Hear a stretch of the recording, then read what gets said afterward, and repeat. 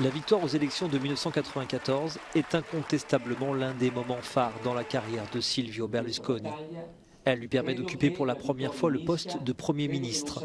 Un succès déterminant pour cet homme d'affaires et ce patron des médias qui assoit un peu plus son emprise sur l'Italie. Berlusconi est entré en politique quelques mois auparavant.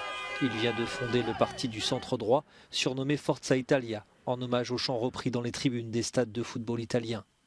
Berlusconi n'est pas un inconnu, sa vie est étalée depuis déjà quelques années dans la presse italienne.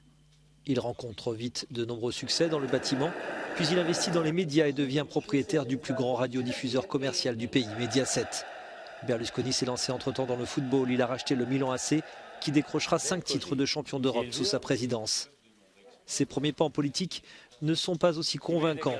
Sa première expérience de Premier ministre n'a même pas duré un an. En 2001, il reprend pourtant du service après avoir signé un contrat symbolique avec le peuple italien. En mai 2008, il se retrouve pour la dernière fois à la tête d'un gouvernement.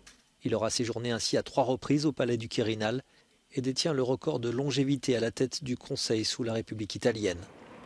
Sur le plan international, Silvio Berlusconi se montre influent. Il organise le premier sommet post-11 septembre 2011 qui favorise un rapprochement entre l'OTAN et la Russie à travers un engagement commun face aux menaces internationales. Mais il est loin de faire l'unanimité. Il subit de nombreuses attaques après des déclarations déplacées sur la scène internationale. À un député allemand, il dit qu'il le verrait bien comme Capot dans un film sur les camps de concentration. Il est aussi au centre de nombreuses affaires qui affaiblissent sa crédibilité, notamment des affaires de mœurs. En 2013, il est condamné à 7 ans de prison pour avoir eu des relations sexuelles tarifées avec une danseuse marocaine mineure et avoir abusé de son pouvoir pour le dissimuler. 2 ans plus tard, il est innocenté de toutes ces accusations en appel. Le magnat des médias italiens aurait dépensé plus de 200 millions d'euros en avocats pour se défendre dans des dizaines de procès où il était accusé de détournement de fonds, de fraude fiscale, de fausse comptabilité, de tentative de corruption d'un juge. Il a toujours réussi à sortir blanchi, sauf en 2012, lorsqu'il est condamné pour fraude fiscale. Il évite de justesse la prison et s'en sort avec des travaux d'intérêt généraux.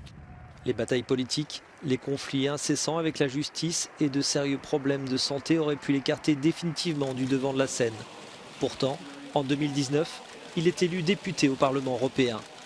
Silvio Berlusconi laisse derrière lui une image des plus controversées, celle d'un homme politique infatigable qui aura tenu le premier rôle pendant près de 2 décennies en Italie.